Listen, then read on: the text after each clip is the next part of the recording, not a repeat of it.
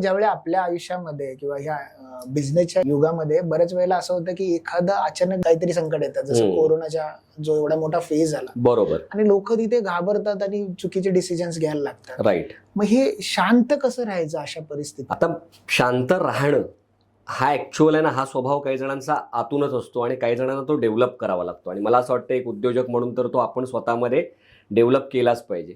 बरं, गंभीर परिस्थिती आली, संकट आलं आणि आपण पॅनिक झालो म्हणजे निगेटिव्ह इमोशन्स आपल्या मनामध्ये तयार होतात. आपण अनेक निगेटिव्ह परिणामांकडे लक्ष द्यायला लागतो की आता याचे काय रिझल्ट होतील, आणि अल्टिमेटली आपण आपली एनर्जी ब्लॉक करतो.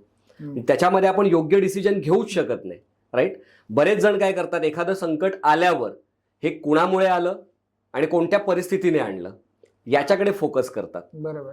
आता जर छत्रपती शिवाजी महाराजांचा विचार केला तर अफजल खान हे संकट होतच, पण आणखी सगळ्यात मोठं संकट काय होतं, पुरंदरचा तह.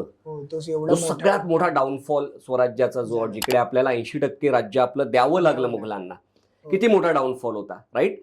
पण तिथे महाराजांनी मग कुणाला दोष देण्यामध्ये वेळ घालवला का, की हे कुणामुळे झालं, हे आपल्या चुकीच्या निर्णयांमुळे झालंय का, किंवा हे कोणत्या माणसामुळे झालंय का, कोणत्या परिस्थितीमुळे झालंय का? सगळ्यात पहिलं काम महाराजांनी काय केलं असेल, स्वीकारणं की हे घडलंय.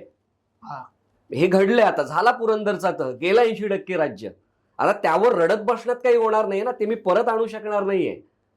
जेव्हा आपण ती वस्तुस्थिती स्वीकारतो ना, तेव्हा मग आपण मार्ग शोधायला सुरुवात करतो. आता पुढे काय? बरोबर. हे जे दोन शब्द आहेत ना, पुढे काय, फार महत्वाचे आहेत. म्हणजे ऍक्सेप्टन्स करणं आणि त्याच्या पुढचे. आता हे घडून गेलंय, आता पुढे काय करू मी? मग तो पुढे काय हा आपल्याला पुढचे मार्ग शोधायला सुरुवात करतो किंवा मार्ग शोधायला आपल्याला मदत करतो हा विचार. त्यामुळे प्रत्येक वेळी जेव्हा असं संकट येईल तेव्हा पहिली तर गोष्ट ते झालंय हे स्वीकारा. दोष देत बसू नका परिस्थितीला, आजूबाजूच्या लोकांना. हे झालंय, घडलंय, आणि हे बदलण्याची जबाबदारी मलाच घ्यायची आहे ऍज अ लीडर. दुसरा कोणी येऊन माझ्या आयुष्यामध्ये बदल आणणार नाहीये.